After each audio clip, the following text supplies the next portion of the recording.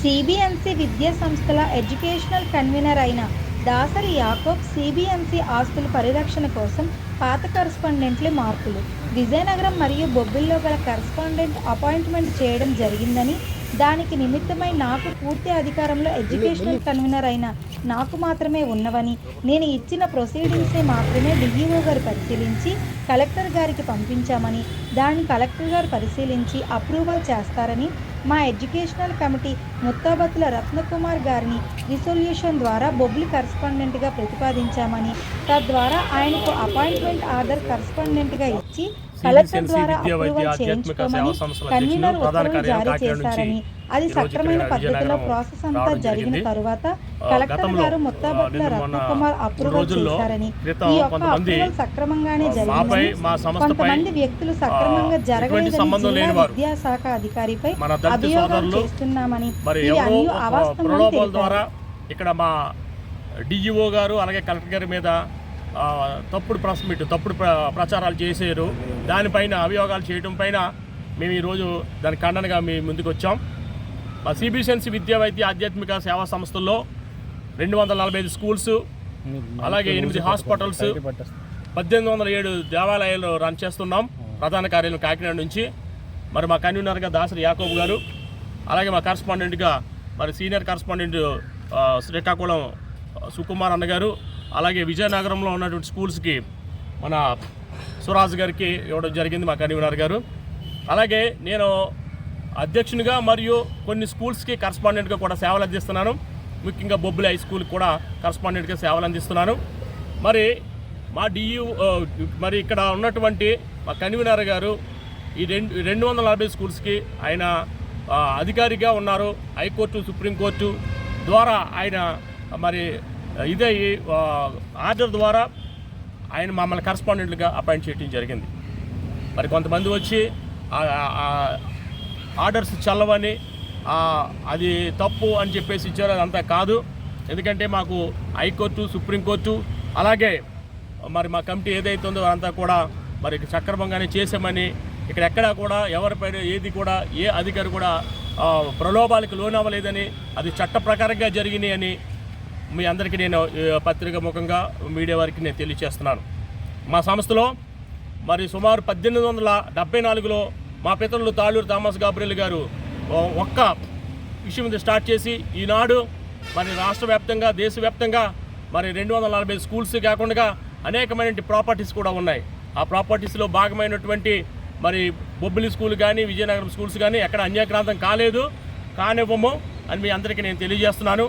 మరి అదేవిధంగా ఇక్కడ మేము ఏదైతే మరి డిఈఓ గారి మీద కానీ అలాగే మా కలెక్టర్ గారి మీద కానీ అభియోగంలో మోపారు, అవన్నీ అబద్ధాలని చెప్పి మీ అందరికీ నేను తెలియజేస్తున్నాను.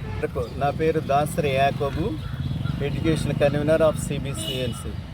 2002 నుండి స్టిల్ కంటిన్యూ కన్వీనర్. అంటే 5 yearsకి 1 time ఎలక్షన్ జరుగుతుంది. దాంట్లో స్పెషల్ అపాయింట్మెంట్ ద్వారా కన్వీనర్ని ఎన్నుకుంటారు. దాన్ని ప్రిన్సిపల్ సెక్రటరీ గారు, కమిషనర్ గారు దాన్ని ఆల్ డిఈఓస్కి ఎవరైతే ఉన్నారో ఆర్జేడీ ఆఫీస్లో వారికి ఇది ఇంటిమేట్ చేస్తారు. ఈ ఎడ్యుకేషన్ కన్వీనర్కి సర్వ హక్కులు ఉన్నాయి.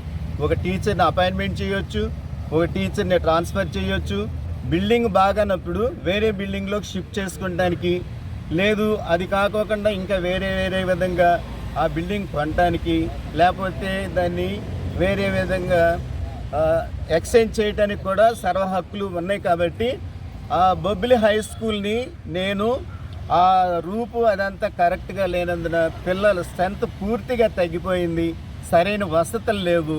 కాబట్టి మేము బొబ్బిల్లో కోమటపల్లిలో 3.5 ఎకరాలు తీసుకున్నాము. ఈ ల్యాండ్ని మేము ఎక్స్చేంజ్ చేసాము. అక్కడ 4 అంతస్తుల బిల్డింగు, ఆడుకోవడానికి మంచి గ్రౌండ్ అన్నీ ఉన్నాయి.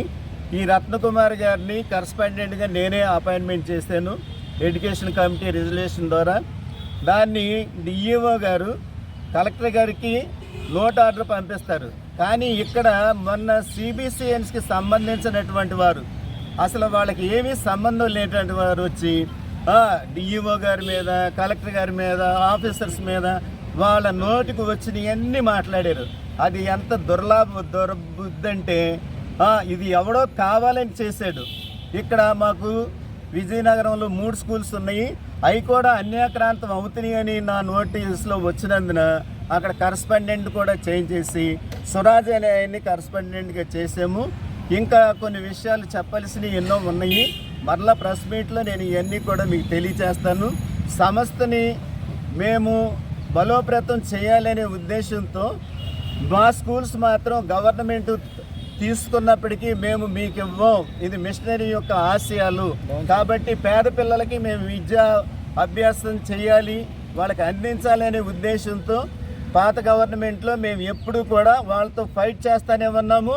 అన్ని మిషనరీ స్కూల్స్ ఇచ్చేసిన, కొన్ని ప్రైవేట్ స్కూల్స్ ఇచ్చినా కానీ సిబిసిఎన్సి స్కూల్స్ 276 స్కూల్స్ కూడా గవర్నమెంట్కి ఇవ్వలేదని నేను మీ అందరి ముఖాన తెలియచేస్తున్నాను. ఎందుకంటే మా స్కూల్స్ అన్నీ గూడెంలోను మా హరిజన గిరిజన వార్డుల్లో మాత్రమే ఉన్నాయి. కాబట్టి వీళ్ళకి ఆ విద్యాభ్యాసం చేయాలి. ఎందుకంటే గవర్నమెంట్ కూడా ఎస్సీలకు మేము ఏదో చేస్తున్నాము అని చెప్తున్నారు. కానీ మిషనరీస్ ఈ ఎంపీపీ స్కూల్స్ కానీ జడ్పీ స్కూల్స్ కానీ మున్సిపల్ స్కూల్స్ రాకముందు 1802 సంవత్సరం నుండి ఈ ఎయిడెడ్ స్కూల్స్ అనేవి స్థాపించారు. మిషనరీ యొక్క ఆశయాల్ని నెరవేర్చడానికే నేను గవర్నమెంట్కి ఇవ్వలేదు. మరలా ఎయిడెడ్ పోస్టులు మేము తీసుకుని ఫిల్ చేయాలని సీఎం